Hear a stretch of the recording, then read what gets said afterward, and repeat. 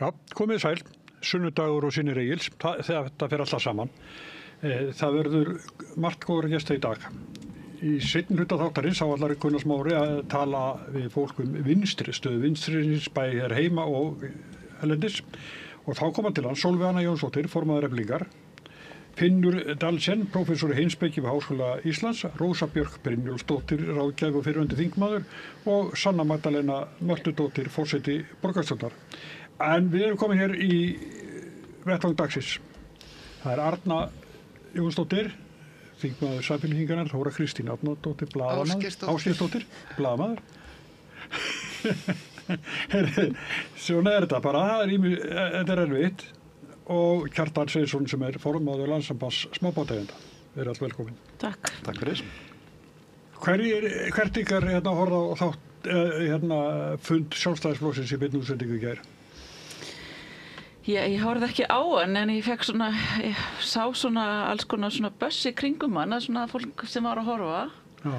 Og var alltaf að bíða eftir hvað þessi nýja ásýnd, hvað myndi fela í sér. Það voru einhver búin að spá hvort að fálkonum yrði skipt út fyrir dúfu eða kríu eða hvort það væri að taka upp nýtt merki eða eitthvað svona nýja ásýnd en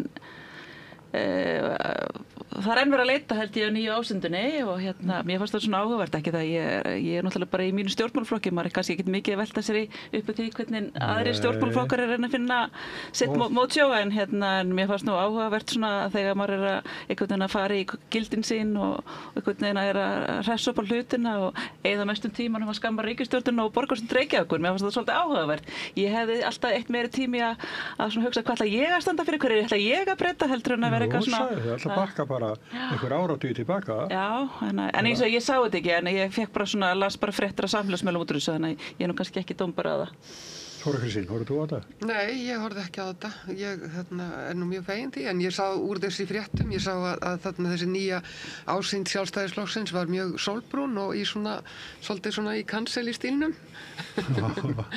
En burtséð frá þessum fundum ásýnd Sjálfstæðisflokksins, þá ásýnd Sjálfstæðisflokksins núna, hún mjög mikið í vörn. Þetta miðflokkurinn raunverulega búinn að taka sér dagskrárvaldið í Sjálfstæðisflokknum og Sjálfstæðisflokkurinn á hlaupum undan þessari hlaupum með þessari últra hægri stefnu sem að miðflokkurinn í rauninni að hrekja þau út í og það er svolítið skemmtilegt að þau eru svolítið búin að missa sína eigin rödd. Já. Hvað finnst ykkur? Mér finnst þau ekki lengur mér finnst þau vera páfagaukar.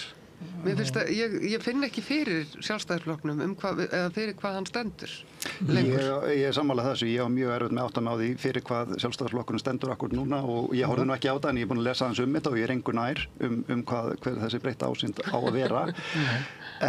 En ég meina þeir eru bara í sama bobba og allir aðrir hægri flokkar þegar þeir eru að fara að tala vinstrið og eftir það er alveg hægt að taka þátt hægrið líka vegna þess að náttúrulega þetta nákvæmlega sama og íhaldsflokkurinn í Bretlandi að standa fram með fyrir með Farage nákvæmlega sama og náttúrulega repúblikanar gömlu góðu í Bandaríkjunum með Trump og svo framvegis þannig að þetta er alveg spennandi samt Já, ég sjáðu bara hvað gerist í Noregi bara en hefðbundni hægri flokkur hann bara galt áfráðu í kosningunum síðast meðan framfaraflokkurinn sem svona fjær hægri flokkur hann einhvern veginn tekur yfir sviðið þannig að það eru líka miklar svona væringar á hægri væng stjórnmálana. En í Noregi þá náttúrulega gerðist það að Erna Solberg bara náttúrulega búin að skandalisera og þekkti ekki sinn vitjunartíma og Erna náttúrulega líka því að hún fór ekki hún í rauninni sat of lengi og fram yfir síðasta söludag og dró flokkinn með sér þannig að það kannski ekki besta dæmið. Þetta ekki allstaðar svona í kosningum, það vel þess að voru kosningar í Hollandi fyrir viku og þar tapaði frelsisflokkur Geert Wilders mestu. Þessar flokkur sem að vann mest á svona einhvers staðar á milli Samfylkingar og Viðreisnar svona aðeins út í Pírata kannski þannig flokkur, svona stjórnmála í nýsköpun reyndar svolítið gamalt frá því 7. og 8. áratugnum og þær kosningar sneru svolítið stefnu Wilders. Kosningar í Bandaríkjunum núna snerust stefnu Trumps og hann tapaði. Við erum með sósíalista sem forseta Írlands. Þannig að það ekkert margar kosningar sem að styðja þetta að það sé eitthvað óhjákvæmilegt að yfir okkur gangi einhver hægri bylgja. Alls ekki. Nei, það einhvers konar mótvægi að koma við þessari hægri bylgju og það skapar alveg sögulegt tækifæri í stjórnmálum. Við erum einhvers staðar annar staðar við erum ekki alveg komin þangað hér, en þarna... Það er kannski 5 árum eftir eins og stundum. Já, við erum smáið svo eftir í þessari þróun, en við sjáum þetta til dæmis á Norðurlöndunum að þar eru til dæmis flokkar, þarna vinstri flokkarnir þar eins og til dæmis Rautt í Noregi sem hefur verið svona flokkur sem hefur verið svona í 1-2% er að mælast núna í 7% í nýjasta í nýjastu könnun og þarna í Danmörku að þá er útlit fyrir því að það komi borgarstjóri, aðalborgarstjóri frá einingalistanum að líkindum þarna Line Barfod sem er náttúrulega mjög, mjög langt til vinstri og þannig að það er að rísa upp einhver bylgja og þarna eitthvað mótvægi við þessa svona óheftu hægri stefnu sem hefur verið. Og það er líka náttúrulega eru jaðrarnir svolítið að þarna farnir að takast á og þeir eru að ýta út í borgarstjórninni í Kaupmannahöfn er held ég danski þjóðarflokkurinn sem er nú að rétt úr sér á landsvísu, hann mælist bara með 4% og svo sem er svona með honum þarna í einsta hægrinu með 1%. Þannig að þetta er þessi tegund stjórnmála er bara ekki á sviðinu í þeim kosningum. Er það þannig að til dæmis eins og hérna heima að Sjálfstæðisflokkurinn sér búin að króa sig inn í hann finnur enga sérstöðu með þessa flokka sig. Það aðeins að þegar við tölum það þegar Jón Gunnarsson var ekki orðinn dómsmálaráðherra, þá var það eitt haustið þar sem hann og Sigmundur Davíð voru niður í þingi raunverulega rífast það hvor þeirra væri til í að ganga lengra í þessum útlendingamálum. Og þá fannst mér að vera svona svolítið glíma inn í Sjálfstæðisflokknum. Þá var Jón Gunnarsson kominn á þessa línu og hann hafði náttúrulega Ásmundur Friðriksson hafði verið þarna. En annars var flokkurinn ekki mikið þarna. Og þetta var mjög fyndnar umræður af því þeir voru eiginlega að rífast það hvor væri anstekkilegri einhvern veginn. Og þá var ekki alveg kannski miðflokkurinn sprunginn út í þessa útlendingaandúð. Ég held að það næri inn á sviðið, íslenska sviðið, frekar kannski eftir að Bjarni Benediktsson raunverulega tók undir með Jóni Gunnarssoni. Til dæmis þegar Guðrún Hafsteinsdóttir var dómsmálaráðherra eftir honum, þar sem hann tók mjög skýrt fram að stefna Sjálfstæðisflokksins væri stefna Jóns Gunnarssonar. Mér fannst að vera mistök hjá Kristrúnu að taka undir þetta, að opna svona fyrir að kannski væri útlendingandi vandamál, ekki niðurbrot kerfan okkar og annað slíkt og væri að fara þessa leið sem að Mette Friðriksson er að fara núna, sem að horfa, það sem við horfum til Danmerkur, að þá eru dæmi það hvað gerist að svona krataflokkar taka upp stefnu vinstahægrisins í innflytjendamálum. Þeir sitja eftir þegar þeir eru komnir í vanda, nú er mælisflokkurinn með svona 20%, og undir 20%, sem er bara álíka mikið áfall fyrir kratana í Danmörku og Sjálfstæðisflokkinn á Íslandi að vera með 17% fylgi. Það er bara... Já. Það gengur það mjög vel á krötunum í verkefnaflokkunum í Norska. Hann vann auðvitað kosningarna þar. Jú, hann vann kosningarna, hann hefur verið að tapa fylgi í könnunum núna. Já, sænski jafnaðarflokkurinn, þeim er að ganga rosalega vel í könnunum, hann er ekki búið að kjósa. En norski flokkurinn hefur ekki tekið þess að Mette Friðriksson. Já, menn norski verkefnaflokkurinn, hann var bara fyrir árið síðan. Þá var hann að bara mælast mjög lágt og þá var ég á ferðalagi með Kristrúnu í Noregi þar sem við vorum að reynda að ræða við auðlindamál og slík mál og þá gekk þeim mjög illa og það var einhvern veginn, það bara alveg snerist á einhverjum mánuðum og ég veit ekki hvort að Jens Stoltenberg kom sem fjármálaráðherra hafi eitthvað hjá með þetta að gera, en það bara algjörlega umbreyttist, sko. En þetta er mjög áhugavert að fylgjast með Sjálfstæðisflokknum hér, hvað þeir gera, hvort þið eldi Miðflokkinn, og ég ætla nú bara að vona það, okkar vegna, okkar allar sem hér búum, að það geru þau ekki, að því Miðflokkurinn bara að færa sig bara verulega langt til hægri og bara farin að bera ansi mörg merki einkenni bara öfga hægriflokks. Og og þau voru til dæmis þegar þing Norðurlandaráðs, þá voru þau í fræðsluferði í Bandaríkjunum út í Washington, og það var þetta held ég fráleitt fyrir stjórnmálaskýrendur að sjá þá dagskrá sem þau voru í þar. Ég veit ekki hver hún en mér fannst það áhugavert. Það sýnir mann svolítið bara hvert þau voru að fara. En hægrið á Íslandi er náttúrulega þríklofið. Og það er náttúrulega klofið í Miðflokkinn sem er náttúrulega kannski lengst til hægri. Svo er það Sjálfstæðisflokkurinn sem að fylgir þar fast á eftir og er svona meira sækir sér veðrið þangað. Og svo er það Viðreisn sem situr í ríkisstjórn. Og við erum með þessa sem sagt 3 hægriflokka en það sem að hefur hins vegar gerst það er það að jafnaðarmenn á Norðurlöndum og í Bretlandi að þeir hafa verið að halla sér svolítið mikið langt til hægri líka. Þannig að þessi ímyndakrísa í rauninni er orðin mjög mikil. Sérðu það í Samfylkingunni? Já, ég sé það til dæmis í útlendingamálunum og af því við vorum að tala Mette Frederiksen að við erum að taka hérna upp svolítið stefnuna frá dönskum jafnaðarmönnum í útlendingamálum og sú stefna er mjög langt til hægri. Og það er mjög mikil vonbrigði að ríkisstjórnin í rauninni... Ég held nú fyrst og fremst að sé að vera að horfa til Noregs og það sem sagt. Já, en það hefur nú, ég meina forsætisráðherra, hefur hún ekki sjálf lýst yfir að hún horfið til Mette Frederiksen? Nei, hún hefur ekki sagt það. Nei, það hefur hún ekki sagt. Við höfum fyrst og fremst verið að leita í smiði Normanna. En hérna, sko... En hvað finnst þér til dæmis þarna eins og þetta frumvarp sem nú liggur fyrir fangelsi fyrir innflytjendur og þarna það sem að má vista börn og... Sko brottfararmiðstöðin. Já, sem er talað um fangaverði og það er talað... Nei, það er ekki til, það er ekki... Það var í frumvarpsdrögum. Nei, það er búið að taka það út. Það er búið að taka það út. En það sýnir fyrir okkur hinn þá er þetta svona fangelsi innilokun. Já, þetta er frelsissvipting. Þetta er þegar fólk er búið með öll önnur úrræði og neitar samvinnu stjórnvöld eða búið að brottvísa. Hefur kannski ekki grein húsavernda. Já, og þetta fólk er vistað á Hólmsheiði í dag. Þetta er oft fólk sem hefur engin húsavernda. Við erum með útlendingastofnun sem hendir fólki út sem hefur ekkert að fara. Það er fjölskylduúrræði á Hólmsheiði. Já, er það? Já, og það er það. Ég bara þekki það ekki, en það er fjölskyldustaður sem er vist bara eftir sem er sagt bara.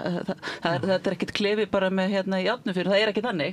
Nei, en við erum samt komin með þetta úrræði og það er þannig að við erum með hluta af þessum hælisleitendum sem ekki fara er ríkisfanglaust fólk. Og það er fólk sem er jafnvel fast árum saman af því að það kemst ekkert. Þótt að fái ekki landvistarleyfi og þótt að fái ekki hæli hér.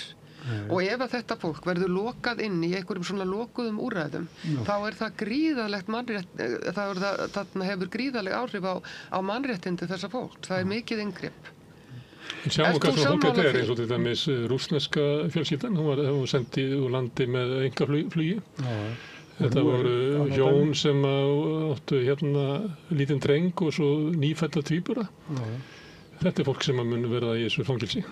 Og ég meina, og bara ef við tökum það málum, sko hörku ríkisstjórnarinnar sem að segir að þarna sem að maður hefur ákveðna samúð með því viðhorfi að þau vilja ekki skipta sér af einhverju sem einhver stofnun, en sko þegar að svona er þarna framkvæmt sem að gengur algjörlega í sko berhögg við réttlætiskennd fólks.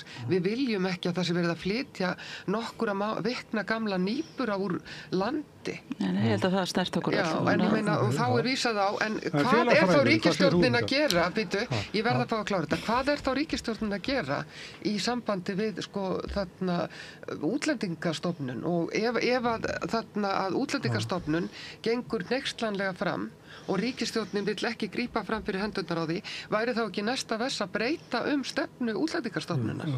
Hvað er verið að gera í því? Ég held að sé nú eitthvað verið að gera, ég þekki það bara ekki félagsfræðingur og Kjartan býr náttúrulega í landi Faraz Já, sko, ég náttúrulega mjög svolítið aukandi við því og vona að samfylkingunni og ríkisstjórninni beri gæfu til þess að fara ekki niður svona hörkuvegferð, sko.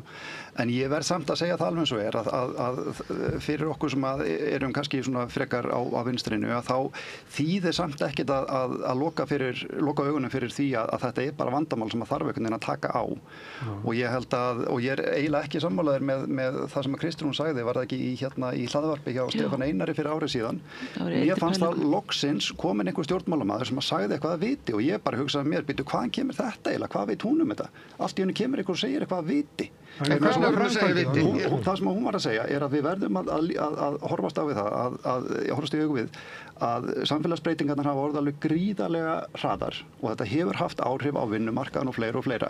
Hún var ekki, ég heyrði það alls ekki, hún var að kenna fólkinu sjálfu heldur sko bara hagkerfinu og þróun hagkerfisins og þessum turbokapitalisma sem hefur verið svona rosalega vinnuaflsfrekur undanfarin 10 ár. Það var það sem hún var að benda á og þarna er ég bara hjartanlega sammála en sko, ég menna þetta er bara örugglega stærsta og erfiðasta vandamálið sem að En ég er líka sammála því og mér fannst fínt að hún væri í raunin að taka þetta upp og samfylkingin og það hefur allt og lítið eða mikið vantað í umræðuna þennan gríðarlega innflutning fólks til að vinna. En ef þetta væri málið, þá er málið leyst núna vegna þess að ferðaþjónustan er ekki að vaxa. Það mátti sjá í nýjustu tölum frá Hagstofunni að fjöldi innflytjenda í fjölgun þjóðarinnar komið niður fyrir fjölgun Íslendinga. Þannig að málið er leyst ef þetta er vandamálið. En það er ekki að taka þessu en það breytir því ekki að þú mátt ekki beita ónauðsynlegri hörku. Nei, akkurat. Og þess vegna segi ég það, ég bara vona. Og við verðum að gera aðrar kröfur til ríkisstjórnar og jafnaðarmanna. Algjörlega sammála því. Heldur en að hún gerir það og ég held að þetta hafi valdið sko miklum vonbrigðum í þarna hópi fólk sem að bindur vonir við þessa ríkisstjórn og mig þar á meðal. Hér er þingmaður úr ríkisstjórninni, hún bara, er þau komin á langt? Nei, ég meina, við getum örugglega gert margt miklu betra, sko, ég efast ekki það og það má örugglega laga ýmislegt í starfsemi og útlendingastofnunar, ég bara efast ekki það, sko. En þetta tekur bara svolítið tíma og og það er þetta, ég held að engum þingmanni, eða allavega ekki í mínum flokki, þótti gott að horfa upp á þessa nýbura flutt úr landi og maður tók það bara mjög nærri sér. Þetta er gert í okkar nafni. Þetta er gert í ykkar nafni og hvað eru þið að gera þá? Hvernig eru þið að krefjast? Ég var að segja það rétt áðan, ég er bara ekki alveg inn í því, ég er svona ekki alltaf dag að fjalla um útlendingamál, ég er meira í efnahagsmálunum, svo sem sagt. Nú er annað, hvað hefur dómsmálaráðherra langan frest til að taka í alvöru á máli ríkislögreglustjóra? Er þetta bara brennin á tíma? Hún var að fá einhver gögn í vikunni sem hún er að fara yfir. Hún er líka að stoppa að koma yngar námsmenn frá Filippseyjum og Ghana. Hún er líka í því, sem að tengja því sem við vorum að ræða, sem einhvern gríðalegt áhersluatriði hjá dómsmálaráðherra. Sem að háskólinn neitar algjörlega að sé eitthvað. Já, ég kannast ekki við það. Það er bara í þessari stemmingu að innflytjendur séu ógn við okkur í staðin fyrir að það sem er raunverulegt er að Íslandi er að vaxa og það sogar til sín fólk og hingað kom mikið af fólki í ferðamannabólunni líka fyrir hrun og annað slíkt en þegar það síðan dregst saman aflið í atvinnulífinu þá hætta innflytjendur að koma. Þannig bara það er alltaf verið að líta út eins og innflytjendur sem koma að taka eitthvað af okkur. Ekki aldeilis. En það á líka eftir að versna þessi rasismi og útlendingaandúð á eftir að versna núna þegar að kreppan kemur vegna þess að þá verður farið að ráðast á það fólk sem að missir vinnuna og er það verður mjög alvarlegt. Og það er alveg augljóst sko og það er yfirleitt útlendingar sem eru langt í fyrst fara þegar það kemur til uppsagna. Eins og var í COVID muni getur því það var í matarútlötun hjá fjölskylduhjálpinni að það væri svona margir pólverar í röðinni. Við erum að sigla inn í svoleiðis fréttir. Allan í mínu litla samfélagi fyrir vestan þá færum við nú lítið án þessa vinnuafl sko. Við erum náttúrulega búin að vera með Við erum í þannig samfélagi bara í 20 ára, við eigum bara opaslega mikið undir því fólki sem hefur komið til okkar og þetta bara hefur bara stofnað sína fjölskyldu og bara hluta samfélaginu En Vestfirðingar hafa nú líka verið svolítið góðir í þessari svona Það er yfirleitt í vandamál það sem innflytjendur eru flestir. Það sem innflytjendur eru flestir, þar er viðhorfið best. Já, en það er kannski líka það sem er kannski aðeins öðruvísi. Þetta er alveg rétt sem Kjartan nefnir. Þetta búið að vera svo hraðar breytingar bara síðustu árum. Á Vestfjörðum hefur við bara verið að taka á móti fólki bara í verðbóð síðan 1980, fólki frá Suður-Afríku og Ástralíu og þetta gerir svona hægt og bítandi. Þannig að við erum ekki að fá 100 yfir okkur í einu, við erum að fá eina fjölskyldu, þannig að inngildingi gengur miklu betur þegar að því samfélag ræður bara svo vel við það. En þannig að ég held að það er líka verið sem Kristrún var að nefna að þegar það kemur svona holskefla þá hvernig fara kerfin okkur að hristast. Þegar við ráðum ekki við þetta svona hægt og bítandi, þú veist. Og vandamáli var náttúrulega líka svolítið það eins og einn hagfræðingur sagði einu sinni við mig sem að var sérfræðingur í Karabíska hafinu og hann var í einhverja vikur og hann sagði, þetta hefur verið svona cirka 2014 og hann sagði, ég hef rosalega áhyggjur af Íslandi vegna þess að þeir að fara þessa túrismaleið, þetta er það sem hann kallaði low wage, low skill economy og það náttúrulega leið eins og þú segir, leið og skellurinn kemur, leið og einhver niðursveifla kemur, að þá er þetta bara algjör uppskrift að bara disaster, og ég er ansið hræddur að við séum svolítið að horfa fram á það, ég er bara hjartanlega sammálaður með það. En Vestfirðir er náttúrulega einmitt mjög skemmtilegt dæmi, vegna þess að þetta er búið að vera í gangi bara í langan tíma og ég man eftir að hafa lesið greinar eftir Unnitís Skaftadóttur innflytjendur á Vestfjörðum sem hún skrifaði 92 eða 3 eða eitthvað svoleiðis, þannig að það... En það hefur verið svona svolítið mórallinn að hafa gaman saman eins og þjóðarhátíðin sem að byrjaði á Ísafirði og þú veist, allt þetta svona jákvæða að vera með alla þessa þarna mismunandi menningu. Við erum einn sem hefur reynt þetta, búið í verbúð á Vestfjörðum. Gunnar Smári var í Súðavík. Var þeir ekki vel tekið? Ég bjóð þar með ungum enskum manni sem vildi vera rithöfundur og hefur orðið það, með að skrifa sakamálasögu sem gerist á Íslandi og held ég 10 stelpum frá Nýja-Sjálandi og Ástralíu. Já, það var nefnilega stór hópur. Það var mjög mikið að konum frá Ástralíu. En svona er nefnilega stemningin bara alls ekki, til dæmis í Keflavík, Það er bara allt önnur stemning þar og það er eitthvað sem ég held að vinstri menn þurfa svolítið að hlusta á líka, að bara ekki vera bara alveg tone deaf í sambandi við þær raddir sem að heyrast þaðan, Þá verðum við líka að horfa á hvert er vandamálið þegar að verður brýst út hatur í samfélagi. Er það innflytjendur sem hingað komu í leitað atvinnu og einhverju framtíð eða er það þeir sem að kveikja undir pottum haturs? Eru þeir vandamálið? Það er bara mín skoðun að það er bara vandamálið, það sem við höfum ekki lært er að leyfa rasisma og útlendingaandúð að vaða hér yfir allt, vaða yfir stjórnmálin, það er eiginlega engin andmæli, það er engin, ég hlusta á Sigurræðu Mamdani, það sem í New York, það sem hann hefur fyrir því að segja að hann er fulltrúi sómalana sem keyra leigubílana, fóstrana sem að koma frá Puerto Rico og svo heldur hann svona áfram. Ég heyri enga stjórnmálamann tala svona. Það er enginn sem er að tala fyrir hönd þeirra innflytjenda sem er að keyra leigubíla. Kannski eru við bara enn og aftur 5 árum eftir á. Ég meina þetta er svolítið splunkunýtt, þetta er það sama og Sack Polanski er að gera fyrir græningja í Bretlandi, en þetta er alveg splunkunýtt bæði í Bretlandi og í Bandaríkjunum. Það er Bernie Sanders og AOC, en þetta er eitthvað nýtt í gangi þarna með Mamdani, alveg greinilega, og það er eitthvað splunkunýtt í gangi í Bretlandi með hinflokkin, Corbyn og Sultana. En þau eru ekkert að ná sama árangri og Polanski er að gera akkurat núna, Kannski eigum við eftir að fá... Þetta er jafnaðarmennska, að ég ber virðingu fyrir þér þóttu sétt kona eða þóttu sétt hommi og þóttu sétt innflytjandi, ég ber virðingu fyrir öllu fólki. Akkur er það ekki ríkjandi í íslensku stjórnmálum? En þetta aftur að dómsmálaráðherra og lögreglusarum. Hvað hefur hún langan tíma? Er hún ekki að skýta sjálfa sig út með því að gera ekki eitthvað aðgerandi málinu? Ég veist það ekki, hún hefur í rauninni enga aðra leið en að áminna hana og þarna alvarlega og þá fer þetta fyrir nefnd og þetta er ákveðin ferill sem að málið þarf að fara í og ég skil vel að hún vilji taka sér tíma og stjórnsýslan í kringum svona þurfa að vera vönduð. Ég get ekki séð að það vinni neitt gegn henni. alls ekki sniðugt að fara út í einhverjar bráðaberða svona knee-jerk leiðir til í þessu sko. Fullt af fólki sem tekkir sér lög og hvað má og hvað má ekki. Jú, en hún þarf að, það er þannig að hún þarf að áminnana og þetta þarf að fara fyrir nefnd.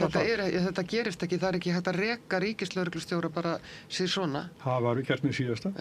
Það er hins vegar hægt að gera þetta þannig að þarna, eins og verið greinilega að gera það núna, það er verið að hvetja hana til þess að taka frumkvæðið og þannig missir hún náttúrulega ákveðin réttindi. Og þannig að hún mun örugglega frekar kjósa að það fari í hennan áminningafarveg og þá verður mál hennar skoðað og það verður í rauninni farið yfir feril málsins og hennar, hvað maður að segja, málsbætur koma þar líka til álita. Ég held að í svona málum að þetta var vissulega mjög einkennilegt þessi viðskipti við þetta fyrirtæki og margt sem að það er engum í haga að fara samt að kasta til höndunum í þessu máli. Nei, ég held hún sé alls ekkert að brenda á tíma. Hún fekk nú ekki gögnu fyrir á miðvikudagskvöldi seint, þannig að ég held að í svona málum þá viljur vandaði þú þarft að fylgja þessum skrefum sem þarf að taka og þannig að maður verður kannski bara aðeins að gefa henni svigrúm, en maður finnur alveg þennan þrýsting á ríkislögreglustjóra, hún segja af sér, maður finnur það alveg. Og er það kröfu til dómsmálaráðherra og komist nú í gegnum lagabálka þetta? Það getur ekki að verið. Þetta er hík, kjarkleysi. Nei, ég er ekki þessu. En stóri náttúrulega lúsirinn í þessu er náttúrulega lögreglumenn og traust til lögreglunar og það er alveg skelfilegt að það skulle vera láta leyfa því að rúla svona upp eins og snjóbolta. Sem hefur verið mjög mikið. Þetta líka kemur upp í sömu vikunni þar sem eru uppsagnir hjá lögreglunni.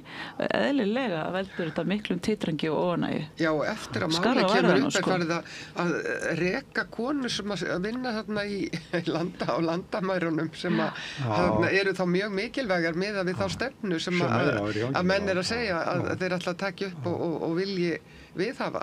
Þetta er náttúrulega bráðabera lausn. Herðu, en Þóra Kristín, við ætlum ekki að tala um sjávarútveg. Nei. En ég verð samt að spyrja Kjartan út í eitt. Já. Þið eru búin að gera tilboð í kvótann. Já, við erum búin að gera tilboð. Formlegt tilboð, búið að senda það á Kristrúnu Frostadóttur og tilboð upp á 30.000 tonn og við viljum borga fyrir það 4 milljarða pluss veiðigjöld. En ég mætti kannski aðeins vera með smá inngang að þessu bara til að útskýra hvaðan þetta kemur og það er kannski best að gera það.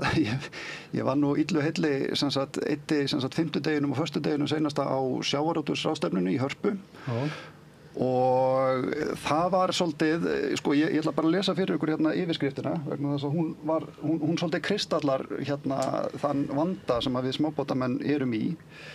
Og yfirskriftin var sem sagt róum í sömu átt, verðmæta sköpun og samkeppnishæfni í íslenskum sjávarútvegi. Og náttúrulega það fyrsta sem maður rekur augun í er náttúrulega hvar er náttúran, hvar er umhverfið, hvar er vistkerfið og hvar eru störfin út á landi, hvað erum við að tala um hérna? Atvinnufrelsi og búsetufrelsi og allt það. Er það eina sem að skipti máli þarna er það að finna leið til þess að kreista síðustu krónuna út úr hafinu. Þannig að það var svona kannski það fyrsta sem ég rækka augun í, en svo var það náttúrulega hitt að þessi hugmyndum að róum í sömu átt. Já, bara gott og vel, en það sker við Skerjafjörð, við minnið á Skerjafjörði sem heitir Kerlingasker og nafnið kemur að því að það var kona í gömul kona, niðursetningur í sveitinni og þegar kallarnir voru að fara að róa til fiskjar þá tók hana með sér og skildi hana eftir á skerinu þar sem hún átti að tína krækling á meðan að þeir fóru að fiska. Svo lendu þeir bara í mókfiskiri og stenglindu kerlingunni og þegar þeir voru komin tilbaka þá var skerið sokkið og kerlingin með. Svona líður okkur smábátasjómennum svolítið. Þannig að allir hinir eru kannski að róa sömu átt, en það er bara búið að skilja okkur svolítið eftir á flæðiskeri. Þannig að í rauninni er þetta tilboð, ég menn þetta er kannski svolítið tríst að mörgu leyti, en kannski er þetta tilboð svona ákveðin neyðarbleis sem að við smábátasjómenn erum að senda frá Kerlingaskeri vegna þess að við upplifum okkur þannig. Við upplifum okkur sem á flæðiskeri á meðan hinnir að róa í burtu. Erum við ekki hvort sem að kaupa kvóta á þessu verði af stórútgerðinni? Nei, við erum að leigja kvóta. Leigja, já.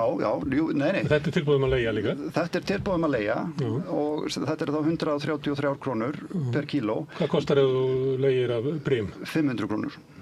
Þannig að, og það eru menn að gera það sko. Já. Þeir eru að leigja á 500 krónur en þarna er bara einhver milliliður sem að fær 500 krónur fyrir kílóið. Sjómaðurinn sjálfur, sá sem að veiðir, hann þarf að borga veiðigjöldin, ekki kvóta eigandinn sko.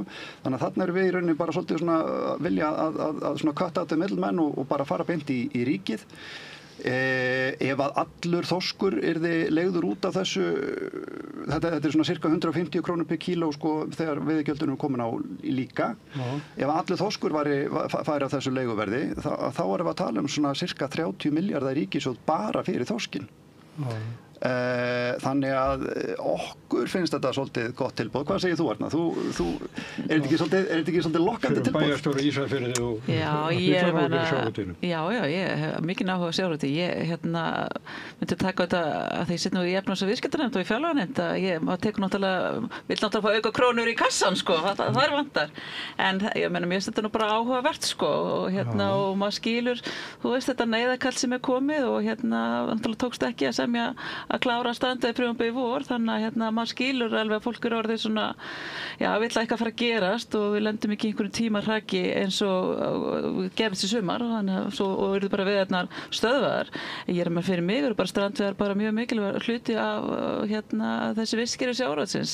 Við erum með stórútgerðina, við erum með strandveiðarnar og svo erum við þetta líka, við erum með byggðakvóta og fleira og þetta þarf bara einhvern veginn að þessi kerfi þurfa einhvern veginn bara að lifa saman og ég hef reyndar ekki skilið það á hverju við erum að innheimta veiðigjöld á þann sem veiðir, auðvitað að innheimta veiðigjöld á þeim sem hafa afnot af kvótunum. Þegar við vorum að fara í gegnum veiðigjöld á umræðinu sumar, þá kunni ég hugsa bara, á hverju eru þessir að borga, á hverju er ekki þeir sem handhafa kvótans, eiga þetta að borga þessi gjöld. Þeir fá leyfi til að nýta auðlegend þjóðarinnar. Þannig að ég hef ekki alveg skilið þetta, kannski skiptir ekki öllu máli, en þetta skiptir náttúrulega máli eins og þegar nú er verið að reyna að finna kvóta í strandveiðina og það er verið að skoða kerfin sem við eigum nú þegar og það er náttúrulega bara lítið rými eins og Kjartan þekkir. Við erum búin að finna þessa heimildir sko. Við erum búin að finna þessa heimildir í Landssambandsins. Já, þegar að horfa í svigrúm í aflareglunni gerir það fyrir. Já, það er ein leið. Við erum að horfa á vaffesaflan sem að nýtist aldrei og það eru 5.000 tonn og við erum að horfa til þess að sko kvóta, við höfum alltaf veitt 10.000 fram yfir ráðgjöf Hafró okkur einasta ári og það er svigrum þar sem að stórútgerðin fær en ekki við. Við erum að horfa, þessi tonn er alveg til sko, þetta er ekkert mikið mál sko. En sko þegar maður horfir á sko rauninni þennan byggðapott 5,3%, mér finnst sko ég skil ekki alveg þessa miklu andúð stórútgerðarnar gagnvart þessum byggðapottum, af því þetta er einhvern veginn svona á að vera svona potturinn sem á að vera svona aðeins þess að sætta menn út á afleiðingu kvótakerfisins. Þetta er skaðabætur. Já, og ég skil ekki þetta viðhorfum að vera agnóst út í einhver 1.000 tonn, nokkuð 1.000 tonna, þú veist, ég bara næði ekki, í staðinn fyrir að skilja bara, þeir hafa það gott, en þetta er bara þeir að búa til einhverja sátt. Og En hvernig litist þér á það að kannski stækka pottin úr 5,3 upp í 8%? Já, ég bara sé það bara í mínu nærumhverfi. Ef þú borgar 500 kall í brím, er ekki til að borga 500 kall í ríkissjóð? Það var ekki leiðilegt. Fyrst þeir eru að semja þetta? Já, ég bara sé það í mínu nærumhverfi hvað byggðapottarnir skipta gríðarlega miklu máli. Ég er að meina Hólmavík, Drangsnes, Suðureyri, Vesturbyggð. Þetta er bara, þessi staðir eru bara í mjög miklu vanda, hefðu ekki sértæka byggðakvóta. Þannig ég hef verið að segja við innviðaráðherra sem er núna með þessa potta, að þarf að skoða, þegar hann er að hreyfa til að færa, hann má ekki kippa stóðunum undan þessum litlu stöðum sem hafa ekkert annað. Þannig að þetta þarf einhvern veginn að búa til sátt og ef Kjartan er búin að finna þessi tonn sem vantar upp á, þá held ég að Eyjólfur myndi bara taka þessum hugmyndum fagnandi, því ég veit að hann er að leita logandi ljósum af tonnum svo hann geti uppfyllt hérna stjórnarsáttmálann og þetta svo sannarlega það að hafa fyrir 14 daga. Já, vandamálið kannski svolítið það að Eyjólfur ræður þessu ekki alveg 100% einn og sko það var náttúrulega skapað ákveðin vandamál að það skildi vera að splitta þessu yfir í 2 ráðuneyti sko. Vegna þess að nú samdráttur í þorski og bara 5,3% kerfið bara minnkar þá það sem því nemur sko. Þannig að hann bara í spennitreyju og þarf að finna þessi tonn einhvers staðar annars staðar frá og við erum búin að finna þau þannig að allir eru sáttir. Tökum ekki að meinum. Hvaða svar heldur þið fáið við tilboðinu ykkar? Sko við gerðum náttúrulega svona tilboð, það var gert svona tilboð í fyrra, en það var upp á 10.000 tonn og miljard fyrir það. Þá var nú Bjarni Benediktsson bæði held í forsætisráðherra og sjávarútvegsráðherra þannig að það var nú ekki gert mikið með það. Þegar hann var ráðherrann? Já, þegar hann var ráðherrann. Ég veit ekki, við erum bara svolítið spennt að heyra frá þeim sko, vegna þess að frá okkar bætinu síðan þá er þetta bara svona skilgrinning á svona win-win tilboði sko. Já, sem var svona dregur tjöldur svolítið frá í augnablikki hvernig þetta er. Já, og svo náttúrulega að því að sko við höfum þessar strandveiðar en við höfum ekki heilsárstekjur af þeim og sérstaklega ekki þegar við höfum stöðvuð sko í miðjan júlí ár eftir ár. En með því að vera með svona auka leigupott að þá gætu þeir sem að hafa eitthvað virkilega áhuga á því að gera þetta að heilsársatvinnu að þeir gætu þá gert það og gert það náttúrulega með sko það er félagsmenn Landssambandsins sem hefur þá aðgangi að þessum leigupotti. Og þetta allt vistvænustu fiskveiðar í íslenskri lögsögu og bara af hverju það er ekki til einhver græn ívilnun eða eitthvað fyrir fiskveiðar. Við sáum það nú í seinasta mánuði að íslenski kórallinn, kaldsjávar kórallinn er komin í útrýmingarhættu og út af fiskveiðum. Ekki út af hlýnun sjávar, út af fiskveiðum. Þannig að það sko kostirnir við það að leigja okkur einhver aukatonn alveg ótvíræðir, alveg saman hvort við lítum að náttúruna eða byggðamálin eða sem sagt hagkerfið það kom nú fram hjá Sveini Agnarsinni þarna á föstudaginn var að afkoman hjá strandveiði sjómönnum bara ásættanleg sko, þannig að sko það allt í lagi sko, þannig að ávinningurinn væri alveg gríðalegur af því að gera þetta. En svona misgóðar horfur í atvinnulífinu til konu aðeins inn á áðan en þetta var góður liður í því reyndar líka. Við erum að skapa störf sko út á landi, smábátasjómenn sko. Þannig að það er norðurál og það getur ekki alveg upp í ár að koma því í gang aftur og ekki fyrir síðan, ég held að við hefum alveg getað rætt að þannig að þetta er mjög gamalt álver sem var flutt hingað notað og þeir sem að eiga það hljóta að vera að velta því fyrir sér hvort að það sé þessi virði að endurræsa það. Ég held að við megum alveg orða það sko, það er ekki þannig að það verði af því að við orðum það. Eins og sama með Bakka, hann verður aldrei ræstur upp aftur. Þetta kísilver á Bakka. Það hitt verið ekkert í Helguvík. Nei, það kom náttúrulega aldrei í gang. Þannig að mér finnst alltaf að skoða hver staðan væri ef að álverið myndi loka. Og það náttúrulega getur verið, fólk missi vinnu, en ef það er ekki samdráttur í efnahagskerfinu þá finnur fólk vinnu annars þar. Það er 700 manns að vinna á Grundartanga, hjá Norðuráli. Og það eru gríðarleg orka sem myndi losna sem að vera hægt að gera eitthvað stórkostlegt við hefur þetta byggja upp ræktun og það verið þetta að byggja upp kannski fengjum við loksins okkar kálver kálver og alls konar sem þetta er að gera þannig að mér finnst að vanta svolítið að fólk leyfi sér að ræða svona hvað ef því að álver er ekki eini í valkosturinn og var það ekki áður að varist og verður ekki eftir að vera en þetta er þarna og náttúrulega það er ekki lengur það er náttúrulega að keyra á 1/3 og það mun ekki gera það lengi þannig að annarkvort taka eigendurnir ákvörðun að endurreisa starfsemina eða að þeir taka ákvörðun að sleppa því. En það hefur ekki komið fram Smári annað en að þeir hyggist endur þetta þegar þeir gerðu lókið. Þeir hafa ekkert gefið það skýrt út. Jú, þeir hafa gert það. Þeir hafa gefið skýrt út að þeir munu halda ræsa aftur og þannig það er alveg ljóst og það var fundu bara fyrir svona 10 dögum með þingmönnum og sesnamönnum á svæðinu og þeir eru alveg skýrir að þeir munu ræsa þessi ker aftur. Þannig þá er þetta bara mín spá svona með mínu fréttamannsnefi. Það er ekki svo langt síðan. Í anda málfélagsins þá má þetta hugsa ýmislegt. Það er ekki svo langt síðan að Straumsvík var að loka. Nei, auðvitað getur svo staða komið upp en það er alveg nóga slæmum fréttum og meðan hún er ekki komin upp að þá þurfum við nú kannski ekki að velta okkur mjög mikið upp úr því. Það sem ég er að segja, þetta er ekki svo slæma frétt sem er verið að draga upp eins og þessi annarkvort álver eða ekki neitt. Slæm fyrir þá sem að vinna hjá álverinu. Við erum þetta er svolítið stóriðan, það er þarna í Norðuráli og svo Bakki og Húsavík. Grundartangi var að draga saman líka út af ákvörðun eigandans að framleiða minna í Noregi og Íslandi til þess að halda upp í verði á heimsmarkaði. Ég held að það sé samdráttur Grundartangi í Járnbrautir sem er í Elkem sem er meirihluta eigu kínverska ríkisins. Ég held að það sé samdráttur 20% einhversleis. Það mun vikta sko. Það er náttúrulega... En á meðan að þá var nú umhverfisráðherrann á aðalfundi Landsvirkjunar að lýsa því yfir að við elskum stóriðju.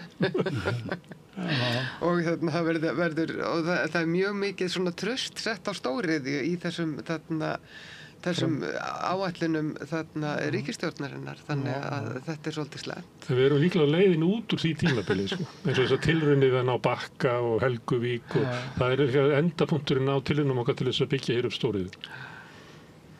Jú, það verður sjálfsagt einhver stóriðja en við erum náttúrulega á leiðin inn í kreppu og það er spurning hvort það þarf ekki aðeins að endurskoða þessi svona stóru virkjunaráform ríkisstjórnarinnar í ljósi þess að það verður nú kannski ekki þessi mikla eftirspurn og fólk er kannski meira að einblína á gagnaver í dag og það veitir náttúrulega enga vinnu. Það er ekki alveg rétt. Það er ekki alveg rétt. Eitt að skellar á Blönduós og ræða við Blönduósinga. Það hafa bara tónungum margir atvinnu að gagnaverum og þjónustu þau og svona, þannig það er nú ekki alveg rétt. En ekki miðað við þá orku sem að fer í það, sko. Já, það er líka borga fyrir hana sem er gott fyrir þjóðbúði. Eru fleiri en eitt gagnaver á Blönduósi? Ég þekki það ekki nú ekki alveg, þau eru í einhverjum húsum sko, en það eru nokkri sem hafa og það eru þetta fleiri og gagnaver eru þetta nauðsynleg, við bara lifum ekki þessu samfélags að hafa gagnaver og þau eru ekki slæm, gagnaver er ekki sama og einhver námugröftur eins og margir vilja halda, það er þetta alls ekki, það er ekki þannig lengur nefnilega og gervigreindin og allt þetta sem skiptir bara samfélagi máli og gagnaver eru komin til þess að vera og þau eru þetta fjölmörgu toga en ég þetta sem sagt staðan á Grundartanga það er ekki búið að taka neina ákvörðun og segja neinum upp og fyrirtæki hefur sagt það stendur ekki til eins og staðan er núna og þau eru núna þessi stoppa á þessum gerum getur staði alltaf ár segja þau en þau eru eitthvað að skoða einhverja viðgerðir þannig að auðvitað er þetta alvarlegt fyrir þetta fólk sem þarna býr ef þyrfti að segja upp þessu fólki svo staða er ekki komin upp og maður þetta vonar að ekki komi til þess að fólk missi atvinnu þá væri við í vondum málum að þetta er bara gríðarlega stór vinnustæður Ég sé enga vanvirðingu í því að ræða hvað við getum annars gert við erum að tala framtíðina eins og við eigum mér finnst það ekki vera vanvirðing það er þetta má þetta ræða hvað sem er en ekki bara sem staða er bara ekki komin upp að fyrirtækið er bara ennum áform að starta aftur þessum kerfum sem eru núna lokuð og svo eru þetta líka þannig nú er þetta alls konar viðgerðir sem fara núna í gang og maður á nú svolítið eftir að sjá hvernig starfsfólki núna hvernig það nýtist í þann fasa og þannig maður vonar að það fólk hafi eitthvað viðurværi og meðan við erum að sjá þessu svo eru bara líka aðra stórar fréttir að fara að gerast á Grundartanga það er ekki bara álver og Elkem það er líka fleiri stórar hugmyndir þar í gangi gangi einmitt til þess að nýta orkuna, þannig að hérna, þú veist, það er alltaf, ég heyri það hérna sessunóti minn og minn gamli góði danskukennari talar hérna að kreppa sig að sig, ég hérna er ekki svona svartsýn, menn við erum bara þannig hagkerfi, við erum sveiflu hagkerfi og hérna við förum stundum niður og stundum upp og hérna mér finnst við ekki vera komin á þann stað að hugsa þannig að allt sé að fara til andskotans, þó síður en sé, menn ég horfa þetta við hérna, við getum bara litið svolítið björtum með augum á framtíðina. Ég er allavega þannig bjartsýnkona að hérna, þó að við séum að hérna, takast á við svona væringar í atvinnumálum, en hérna, mér finnst við ekki verið komin á þann stað að við þurfum einhvern veginn að líta þetta svona dökkum augum eins og ég heyri marga gera og til að mynda formaður Sjálfstæðisflokksins. Sum okkar eru svo gömul að við höfum farið í gegnum marga kreppur og vitum það er ekki að fara til andskotans. Nei. Mér finnst stemmingin í dag minna svolítið á stemminguna fyrir hrun að mörguleitinu að það er svo mikil eyðsla og það er svo mikil neysla í gangi, en á meðan að þá sér maður allar þessar svona, öll þessi rauðu ljós kvikna.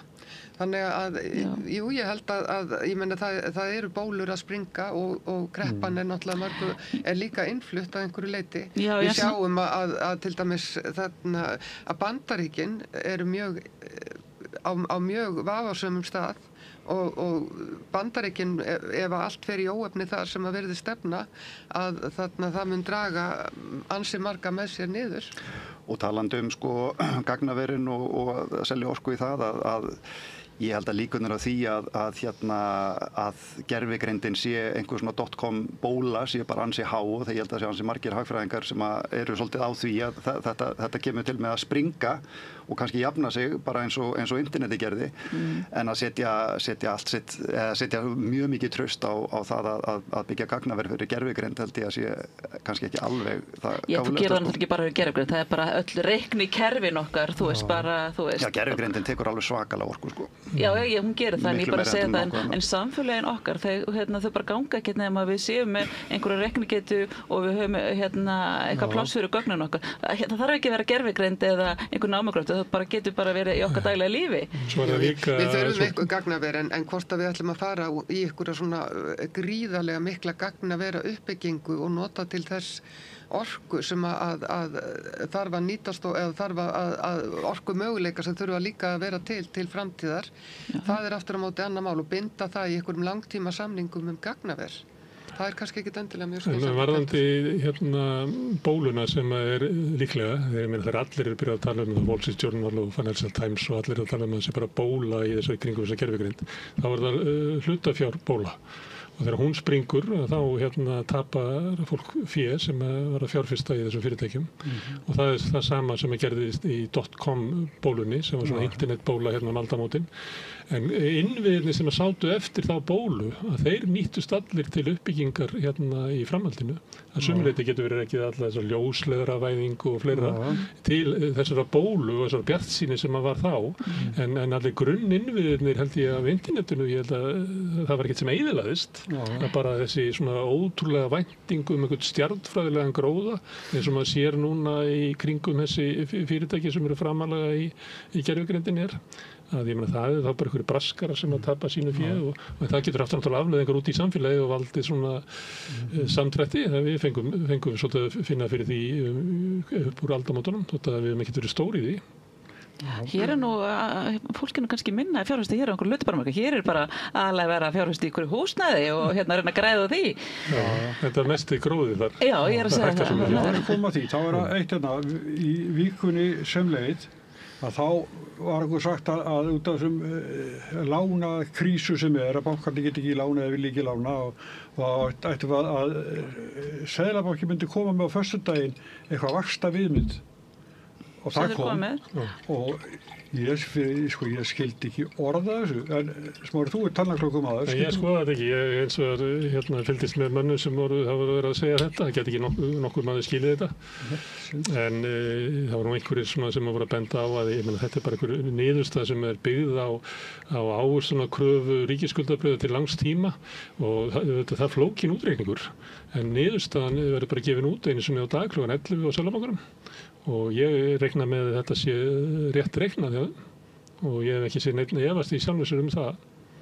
Þannig að mér finnst þessi rök fyrir því að sækja það frekar eftir stýrivextina sem eru svona tæki til skemmri tíma til þess að berja niður þenslu í efnahagslífinu, horfa frekar til eitthvað svona lengri tíma en þá áttu náttúrulega að ímynda þeir að fjárfestar hafi einhvern veginn svona sans sem ég ekki viss að þeir hafi. Það eru alls konar það er oft sagt markaðinn að hann ofmetur allt sko, bæði myrkatíma og bjartatíma.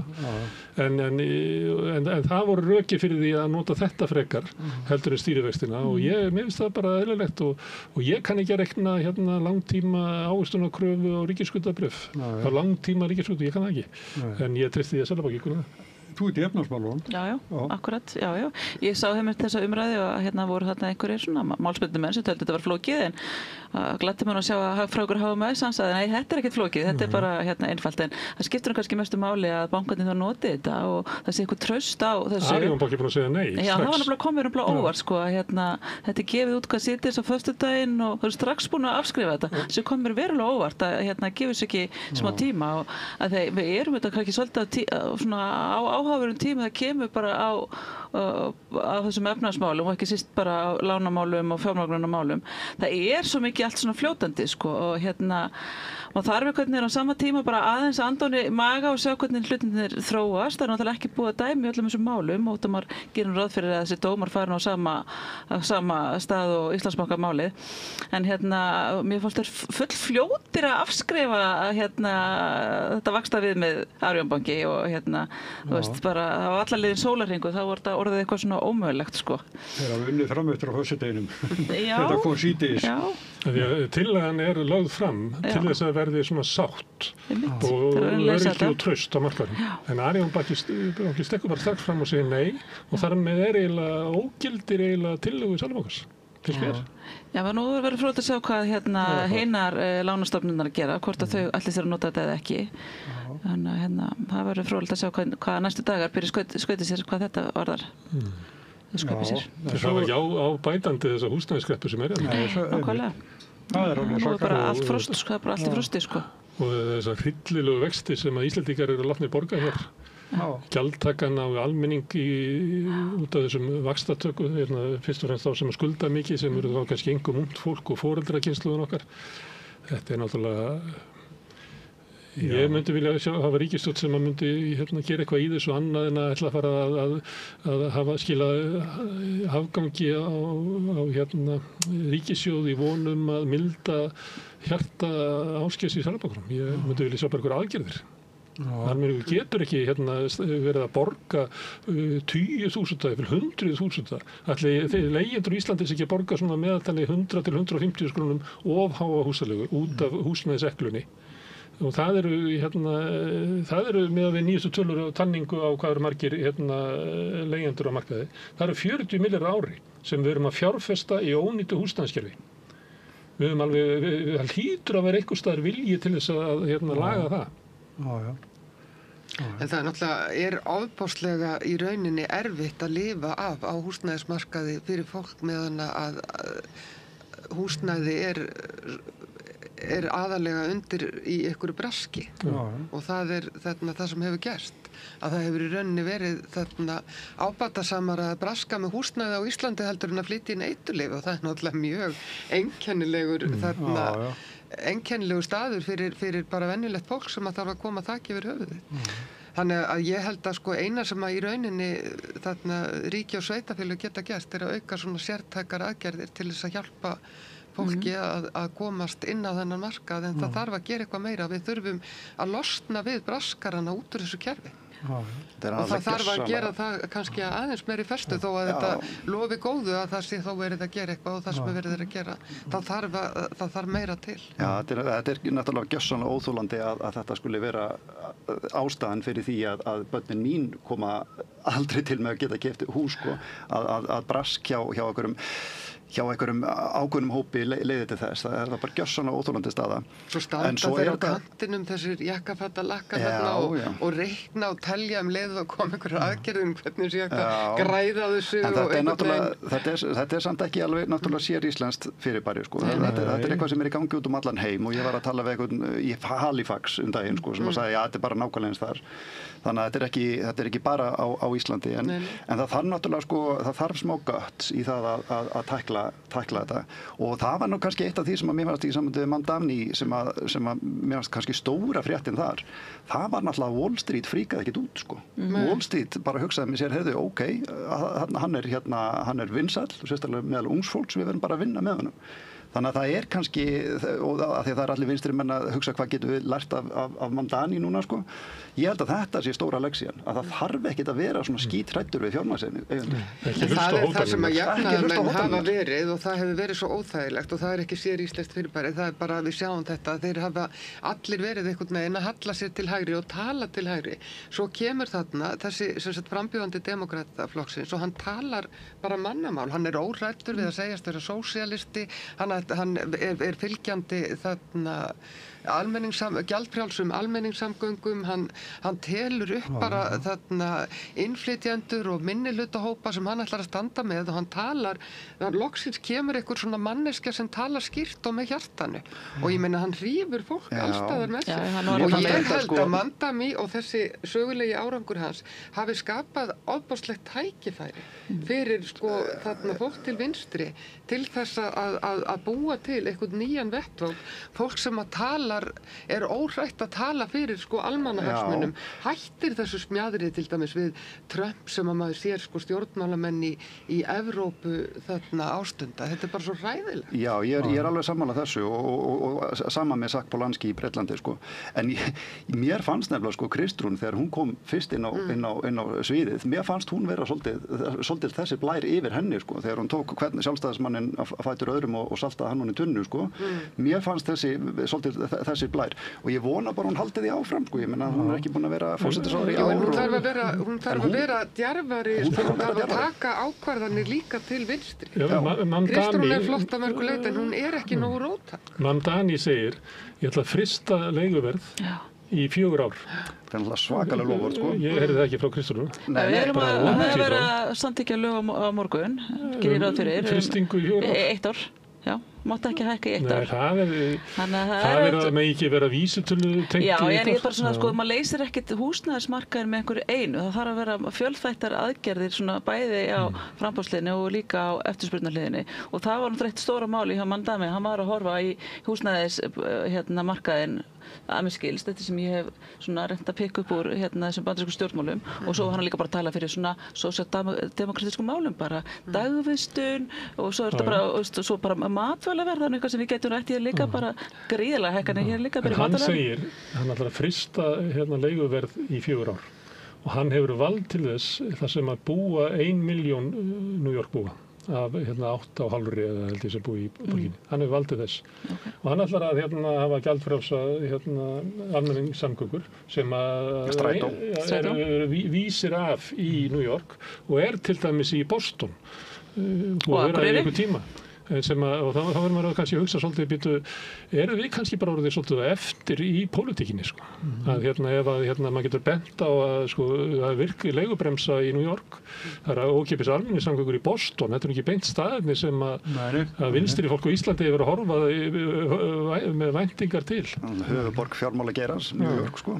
Við höfum verið allt of höll undir fjármagnsöflin hér í sem sagt jafnaðarmenn og fólk til vinstri í stjórnmálum. Það er því miður að þá erum við eins og sjálfstæðisflokkurinn er að elta skottið á miðflokknum núna, þá höfum við verið að elta þetta svona það var höll, samtök atvinnulífsins og viðskiptaráð. Því miður, ég trúi því að við getum náð heiminum á betri stað ef að við fáum fleira fólk eins og þennan Mandani, fólk sem tala skýrt, er óhrætt og við getum það vegna þess að við horfum á unga fólki núna, við horfum á fjölmiðla sem eru algjörlega dauðir. Það er algjörlega dautt vatn í fjölmiðlunum eins og hér, en sko unga fólki er að hlusta á einhver hægri hlaðvörp. þar sem meirið að minna verið að tala á sko mannfjandsamlegum nótum alla hluti. Fjármagna einhverju fyrirtækjaeigendum. Já, það bara hræðilegt ástand. Við þurfum fólk sem að talar inn í hjartað á þessu unga fólki sem að býður upp á valkost annars vegar við sko trénaða fjölmiðla sem eru sko með sömu stjórnmálaskýrendurnar og fyrir 50 árum á dagskrá. Við erum með þarna ofbáslega sko trénað fjölmiðla umhverfi það sem er enn við lýði og svo erum við með bara algjörlega dautt. Við þurfum fólk sem að getur talað, sem að þorir að tala. Já, mér fannst nefnilega Kristrún vera þannig svolítið fyrst, sko. Jú, en hún Mér finnst það enn, svo ég segi það. Já, en hún Það kemur í ljós, það kemur í ljós. þarf að stíga Hún Hún aðeins. er bara að vera að tala fyrir sterku velferðarkerfi og ef fólk kíkir í nú þarf hún að húsnæðisbakkann. gera, sko. Hún talar ofta eins og banki, hún á ekki að gera bara það. ekki rétt. Hún á að tala eins og Það er rétt sem að manneskja. Kjartan segir, eitt sem er áhugavert við Mamdani, það er til dæmis að hann hlustar ekki á hótanir auðvaldsins í New York, sem er náttúrulega bara hjarta auðvaldsins í heiminum. Þetta er náttúrulega stórkostleg frétta. Það er sósíalisti borgarstjóri í höfuðborg kapitalismans. Já, Wall Street segir Hvaðan bara, það kemur. ok, Þeir vinnum hótuðu með alls konar fyrir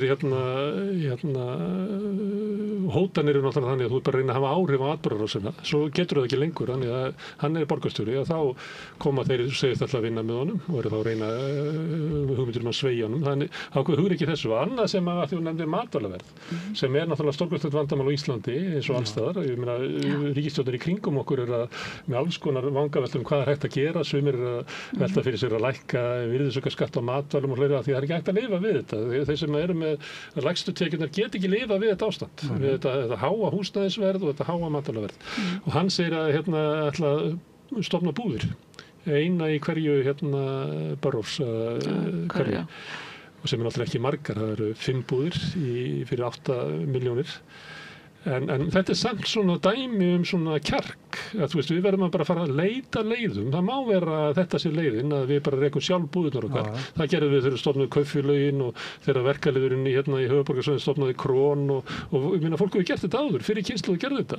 Því það er ekki hægt að lifa í samfélagi sem er algjörlega stjórnað af auðvaldinu og hinnum ríku og það er eiginlega skilaboðin sem hann kemur með inn í New York. Það er ekki hægt að búa í þessu bæ. Vegna þess að hann allt sem hefur verið gert undanfarna áratugi hefur verið gert til þess að kröfum hinna ríku og það er ekki pláss fyrir okkur lengur, venjulegt fólk. Og þetta verður svo leiðileg borg, þetta verður ömurleg borg á meðan hún var svo skemmtileg sem að fólk kom allstaðar á heiminum, var að gera alls konar skapandi hluti og var íðandi mannlíf og bara menningarleg höfuborg heimsins. En nú er ekki búin að vera það í 30-40 ár.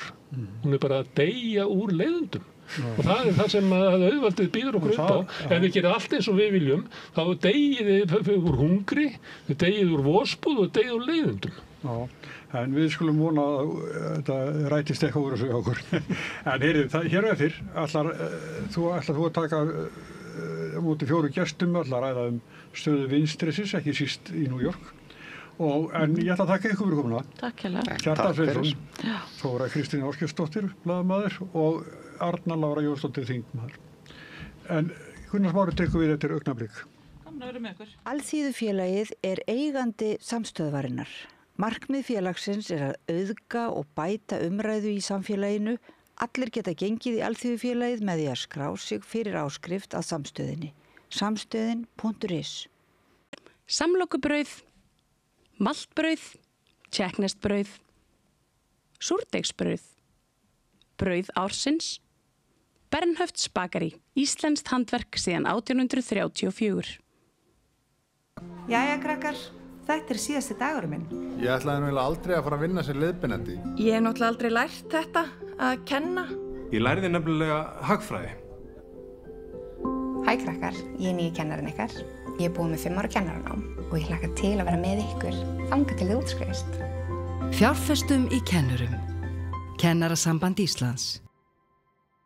Samstaða skilar árangri. BSRB, afl í þágu almennings. Húnavellir gistihús. Gisting og tjaldstæði á góðu verði. Morgunmatur og kvöldmatur, sundlaug, heitur pottur og íþróttasalur. Tjaldstæðagestir hafa aðgangað öllu sem tilheyrir gistihúsi. Upplýsingar í símum 848 7012 og 861 2319. tölvupóstur hunavellir@hunavellir.is. Gerist áskrifendur á samstöðinni og taki þátt í að byggja upp öfluga og róttæka samfélagsumræðu.